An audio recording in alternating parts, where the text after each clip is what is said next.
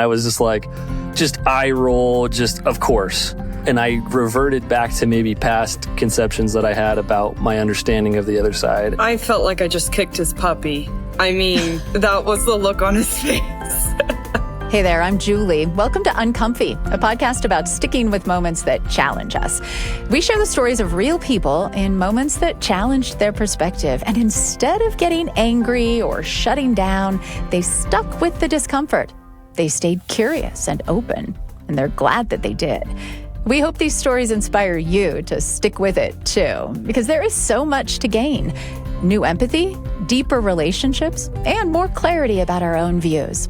I'm so glad you're here. Now, let's get uncomfy. Here's a story about two coworkers on different ends of the political spectrum who found themselves at odds over a hot-button word. Preston Brightwell and Madeleine Jones are with me. They work together as field directors at the Dignity Index. Preston, Madeleine, hi. Welcome. Yeah, thanks for having us. Absolutely. It's a pleasure to be here. Thanks. So what is the Dignity Index itself? Yeah, the Dignity Index is a 1 to 8 scale that measures contempt and dignity in our language, in the way that we treat each other in a moment of conflict or disagreement. Okay, so on a scale from 1 to 8, 1 is...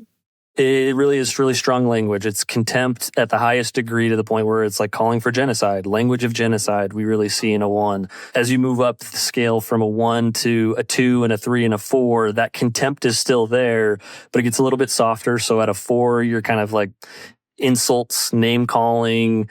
And then you jump on the dignity side. That's the 5 to 8. This is where you see that curiosity. It's not that we're agreeing. It's not about this kumbaya, but let's get down to our disagreements. So let's do it in a way where you're recognizing that inherent human dignity in people when you treat them the way you treat them in moments of conflict and disagreement. What makes the Dignity Index different from every other bridge building space is that most people say, hey, find a common point that you agree on. I think that's fantastic. You should find common ground. But I never knew what to do when I disagreed. Because I was like, I'm just going to turn away because I don't have any common ground with you. I already know what you think. The Dignity Index allows us to get curious. So what was the project that you two were working on that prompted this tough moment for you where you had to lean in rather than lash out? And since political difference is at the heart of this, we need to know where you stand. Yeah, I would definitely say that I'm conservative, typically vote Republican and lean right. I'm pretty liberal, should have blue hair, actually. It would match the ideology a little bit better. We were working on a project that we've used the tagline in the past at the project, dignity is the new foundation of patriotism. And in that conversation, the dialogue around the word patriotism came up. So, Madeleine, you had a reaction then to the use of that word in the tagline? I mean, was this a discussion about what should our tagline be or how should we talk about ourselves? Yes, it was pretty much a foundation moment of, can we use the word patriotism as a tagline, inviting people to use dignity in their daily conversations. And because our audience is mainly students, I looked at the word patriotism and I immediately thought of very right-wing groups that I didn't feel like represented American ideas. And I thought that the word patriotism may actually repel students who'd be interested in what we're trying to do and joining our project. And so I was like, we need to pull that word out. We're not doing dignity as the new patriotism. Do you remember, Preston, what your initial thought was? Like, what went through your mind when Madeleine said, I have a problem with the word. I don't think that's going to work for us.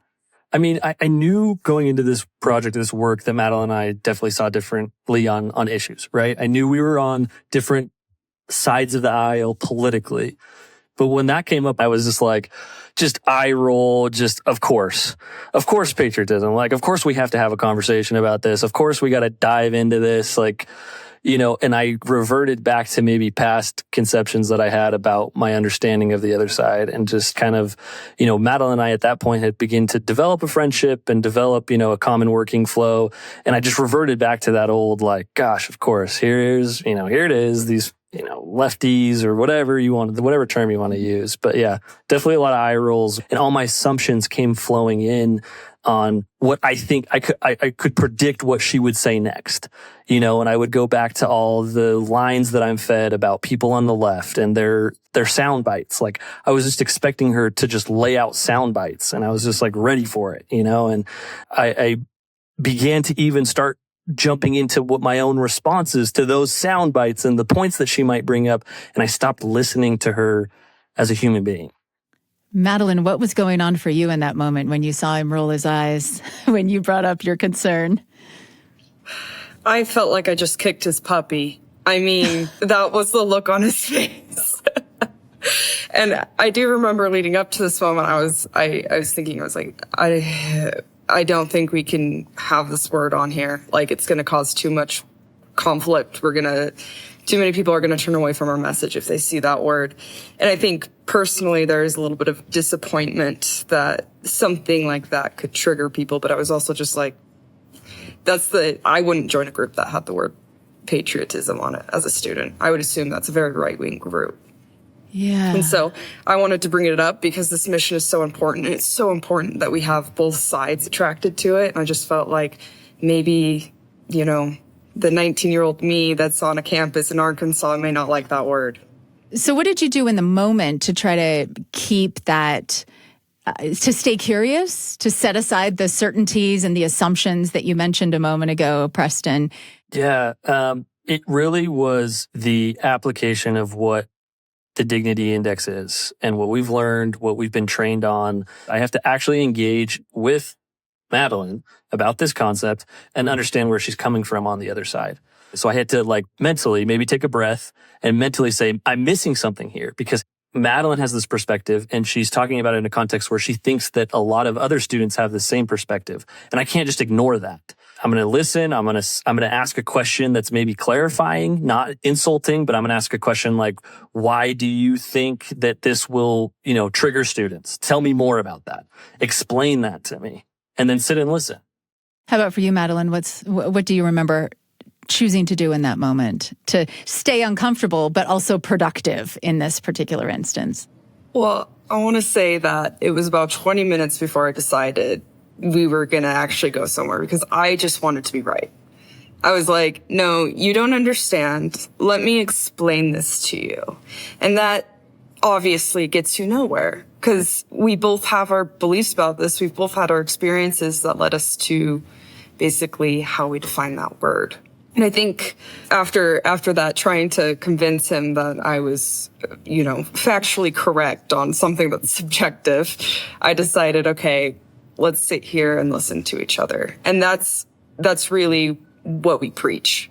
We have to practice what we preach. That's what makes us different. It's not that we try and find common ground. It's that we lean in and we get excited and curious when we have a difference because it's an opportunity to learn from someone else. They know something I don't. I mean, did you keep the word patriotism in your tagline?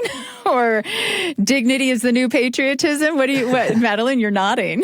It stayed. You didn't win. So you didn't feel like you lost that ultimately? I mean, how are you able to move through that when you feel like, when ultimately it didn't get eradicated from that particular usage? I think that I viewed it as an opportunity to explain what it means. I was like, okay, even if this does upset someone, maybe they will talk to us about it instead of just running the other direction. I also think that we do have different messaging based on the group we are talking to. And so there are groups where it's like, that is inspiring. People are like, tell me more. And there may be a group that's like, I'm sorry, what is this? But even in those groups, it's kind of fun because you can challenge them on, basically, I act as Preston in a sense in that conversation on like, hey, why does this word bother you, It's funny because I was getting ready for a presentation and I was working with a group that we were about to present to. And I sent our slide deck ahead of time and it had that tagline, dignity, the new foundation for patriotism. And she, for a moment, stopped and said, can you explain this to me? And this group was a little, left-leaning. And so it was interesting to see in that moment, she brought up, totally independent of Madeleine, the exact concern that Madeleine was talking about and trying to warn us of. And because of the conversation I had with Madeleine about it, I was able to articulate some of the learnings we came from that. And again, while she maybe didn't see the word differently, she was like, oh, wow, that's really interesting. I love that. The reason why I asked was because I was worried that there was all this baggage behind that word. So your explanation to me has reassured me that there's not all that. And it really is just this, very sincere and honest definition of patriotism. But I was worried before.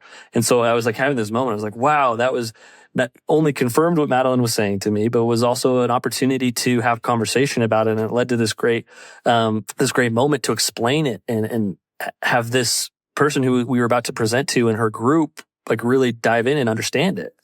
Thank you so much for sharing both of your perspectives and kind of being vulnerable and willing to revisit that with us. So what's been going on in your in your organization, and what's been going on in your own minds as you've watched over the spring of this year college campuses really explode into protest that has turned violent in some cases, certainly a lot of hostility and a lot of very strong feelings, and maybe also some dignified behavior. What have you been thinking? Oh no, like how can we ever do our job? Or I wish I was surprised by what's going on college campuses. I graduated a year ago, and I remember sitting in classrooms and you can feel the tension. People don't feel comfortable speaking, and that's very sad to see on a campus where that is exactly where we need to be okay saying what we believe and what we know. That's where we're challenged. This is the biggest growth opportunity you have. And to see people just sitting in discomfort, that's upsetting. And then to see these protests this year, I think it's just a reflection of that. It seems like it was only natural after what I experienced. I think that we should have compassion for a lot of these protesters and students. It's very hard to see the imagery we're seeing online. Imagine waking up and right before you're going to school, you are literally seeing images from war-torn areas. I mean, that does something to your head. And then you have to go and pretend that, you didn't just see what you saw. If you're an empathetic person, it's hard to just set that aside. I want to acknowledge that.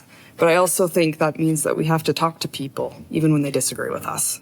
Really what we're hoping is to reaffirm a message where people get to exercise their rights. People get to say what they think. That's what a democracy needs. People need to say what they think, but you have to say what you think in a way that invites others to do the same. What I think part of the message of what we're bringing here, and something that I learned specifically, even when I reflect back to the conversation we were having around patriotism, I do have love of country, but how can I love my country if I hate half the people in it? Just simply. Now, again, that doesn't mean that I have to agree with half the people in it. I don't even maybe have to like half the people in it.